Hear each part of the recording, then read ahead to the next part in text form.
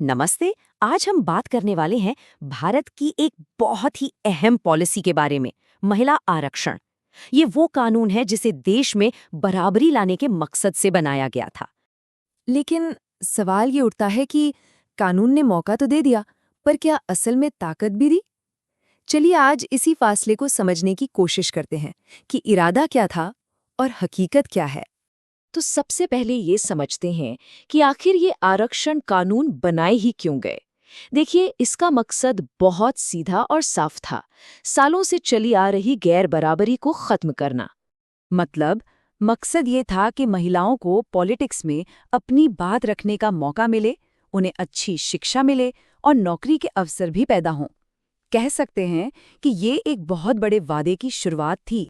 तो चलिए शुरुआत करते हैं राजनीति से, क्योंकि यहाँ जो कहानी है ना, वो कागज पर जितनी सीधी दिखती है, असल में उतनी है नहीं। 14 लाख से भी ज्यादा, ये एक बहुत बड़ा नंबर है।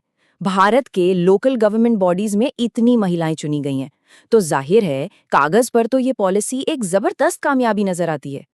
और ऐसा नहीं है कि इसका असर नहीं हुआ, जमीन पर इसका असर साफ साफ दिखा भी है। कई गांवों में इन महिला नेताओं ने पानी, सड़क, बिजली, साफ सफाई, इन सब चीजों पर बहुत अच्छा काम किया है। लोगों की जिंदगी वाकई में बेहतर हुई है। लेकिन असली ताकत आखिर किसके हाथ में है? और बस यहीं से कहानी में एक ट्विस्ट आता है। इस खूबसूरत तस्वीर के पीछे एक बहुत ही उलझी हुई सच्चाई छिपी हुई है। ये वो स्थिति है जहां चुनी हुई महिला प्रतिनिधि सिर्फ नाम की नेता होती है। असल में सारे फैसले या तो उसका पति ले रहा होता है या घर का कोई दूसरा मर्द। कई बार तो ये भी होता है कि सरकारी अफसर उस महिला से बात करने की जगह सीधे उसके पति से बात करते हैं। इसी को कहते हैं सरपंच पति कल्चर। और मामला तब और भी गंभीर हो जाता है जब बात दलित और आदिवासी महिलाओं की आती है। उनके लिए तो भेदभाव जैसे दुगना हो जाता है, एक तो महिला होने के नाते और दूसरा उनकी जाति की वजह से। और ये भेदभाव कैसा होता है? उन्हें झंडा फहराने के हक से रोका जाता है। कभी कभी तो ऑफिशियल मीटिंग में बैठने के लिए कुर्सी तक नहीं दी जाती। सोच कर देखिए, कितना अपमानजनक है ये। ये दिखाता है कि समाज में ये भेदभाव कितना गहरा बैठा हुआ है। अच्छा, राजनीति से आगे बढ़ते हैं और अब बात करते हैं शिक्षा की। यहाँ भी हमें पहुँच और असलियत के बीच एक बड़ा गैप देखने को मिलता है। ये जो चार्ट है, ये पूरी कहानी खुद बयां कर रहा है। प्राइमरी एजुकेशन में लड़कियों का एनरोलमेंट तो काफी ज्यादा है, मतलब लड़कियां स्कूल जाना शुरू करती हैं। लेकिन जैसे जैसे वो हायर एजुकेशन की तरफ बढ़ती हैं, ये नंबर तेजी से नीचे गिरने लगता है। ज्यादातर लड़कियां कॉलेज तक पहुंच ही नहीं पाती। और ये सिर्फ एक आंकड़ा नहीं है, इसके पीछे लाखों कहानियां हैं। जैसे एक किसान की बेटी है, उसने 10वीं पास कर ली, लेकिन कॉलेज की फीस, आने जाने में सेफ्टी की चिंता या कॉलेज का दूर होना, इन वजह से उसे पढ़ाई छोड़नी पड़ती है।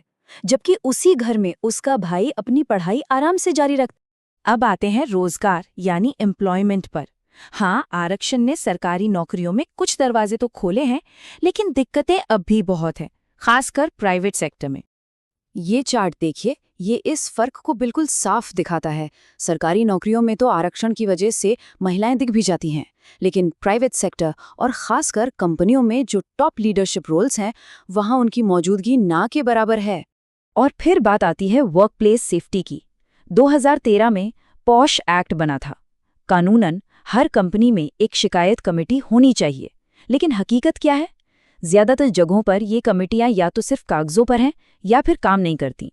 महिलाएं शिकायत करने से इसलिए डरती हैं कि कहीं उनकी नौकरी ही ना चली जाए, और कई मामलों में तो एचआर भी किसी सीनियर पुरुष कर्मचारी का ही साथ देता है। तो इस पूरी बातचीत का निचोड़ क्या निकलता है? सार यही है कि सम्मान अभी अधूरा है। मौका तो मिला, पर असली ताकत और इज्जत वो अभी भी पूरी तरह से नहीं मिली है। ये एक लाइन, आरक्षण ने मौका दिया लेकिन सत्ता और सम्मान अभी अधूरा है, पूरी कहानी को बयां कर देती है। ये उस वादे और हकीकत के बीच का फासला है जिसे भरना अभी बाकी है। तो सच्ची एम्पावरमेंट के लिए क्या चाहिए? सिर्फ कानून बना देना काफी नहीं है।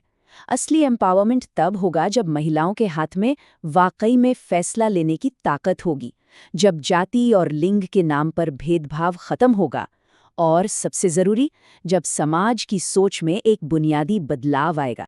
तो आखिर में एक बड़ा सवाल हमारे सामने आकर खड़ा हो जाता है। कानून तो बदल गए, पर अब समाज को कैसे बदलें? क्योंकि कानून एक रास्ता दिखा सकता है, पर उस पर चलना तो समाज को ही है। ये बदलाव कैसे आएगा? ये एक ऐसा सवाल है जिस पर हम सबको सोचने की ज़रूरत है।